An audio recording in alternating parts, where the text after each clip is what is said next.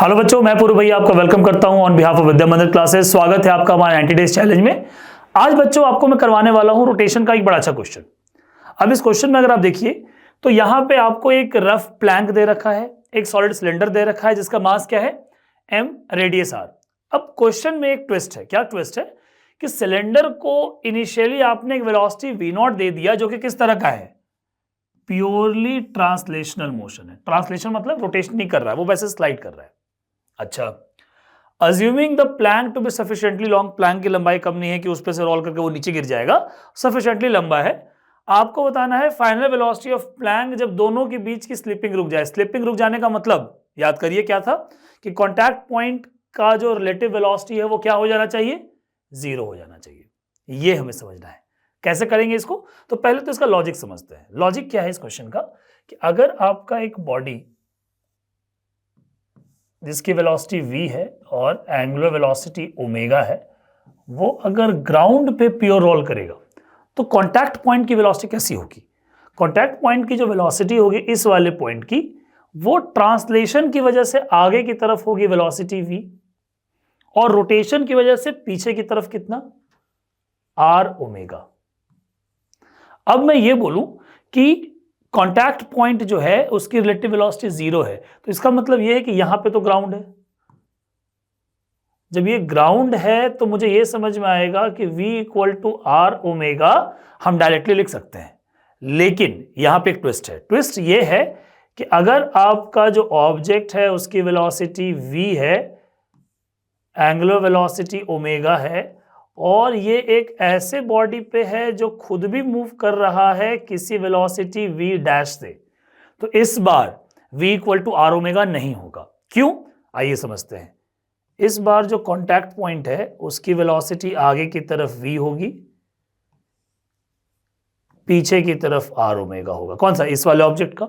But जो Planck है उसकी खुद की वेलोसिटी आगे की तरफ क्या होगी, वो होगी v डैश। तो यहां पे आपको क्या करना पड़ेगा, यहां पे आप ये बोलेंगे कि भैया v dash must be equal to v minus R omega. तो यही जो हमने कंसेप्ट सीखा है इसी का इस्तेमाल हम इस क्वेश्चन में करने वाले हैं। आ रही बात समझ। आइए अब आते हैं इस क्वेश्चन के ऊपर। तो इसमें हम जो ये वेलोसिटी v0 हमने इनिशियली दिया, इसके कारण पूरा का पूरा बॉडी इधर मूव करना चाहेगा। जब ये इधर मूव करना चाहेगा, सरफेस रफ है, जैसे ये मूव करेगा सरफेस उसको रोकना चाहेगा। जब सरफेस उसको रोकेगा तो इस पे फ्रिक्शन किधर आएगा, इस पे फ्रिक्शन पीछे आएगा। बहुत बढ़िया, इस वाले ऑब्जेक्ट पे फ्रिक्शन पीछे आएगा।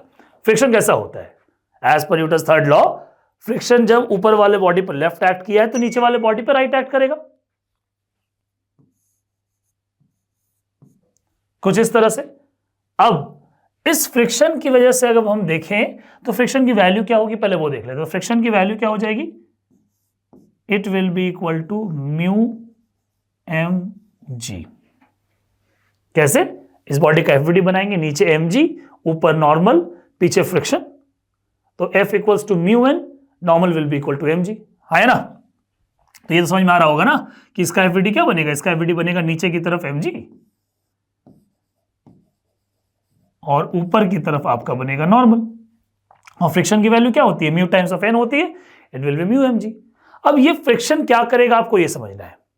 ये फ्रिक्शन कुछ टाइम के बाद क्या होगा, कुछ टाइम बाद, आफ्टर टाइम टी,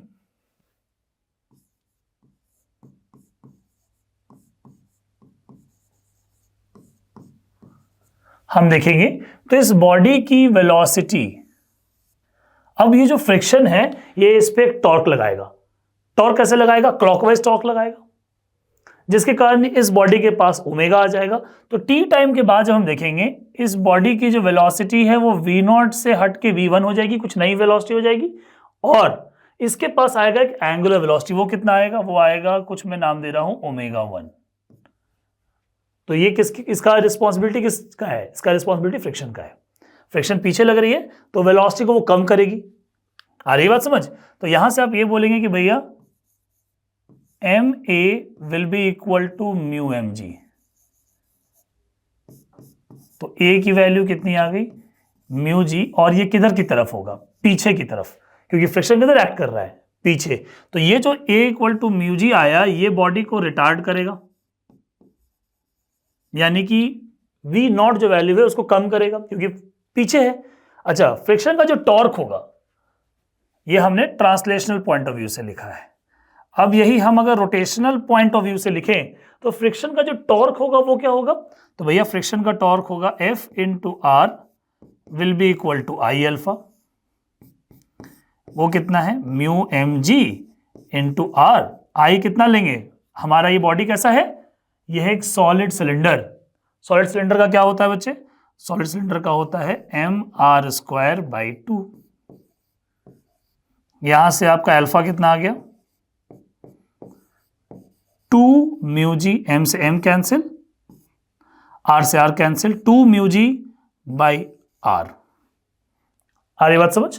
अच्छा, अब हम इस्तेमाल करें तो हम टी टाइम के बाद अगर देखें तो टी टाइम के बाद उस बॉडी की वेलोसिटी v1 कितनी हो जाएगी? तो भैया v1 will be equal to v not minus mu G T.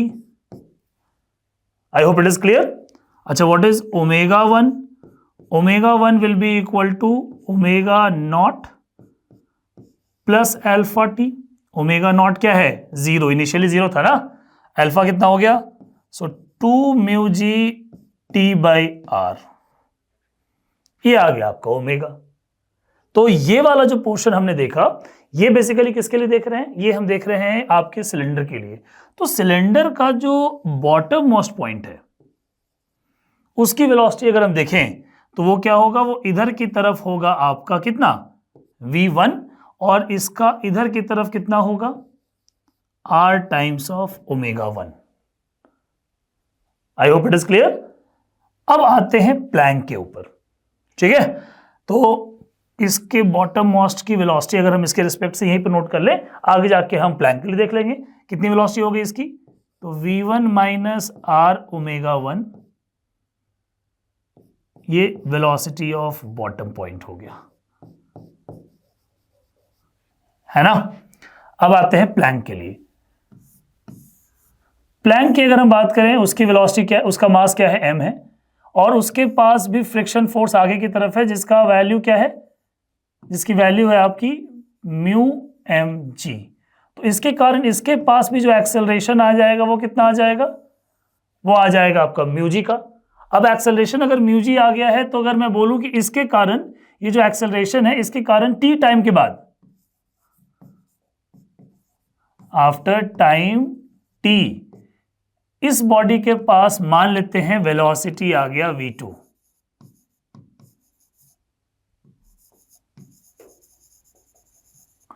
तो अब मैं v2 के लिए क्या रिलेशन लिखूं?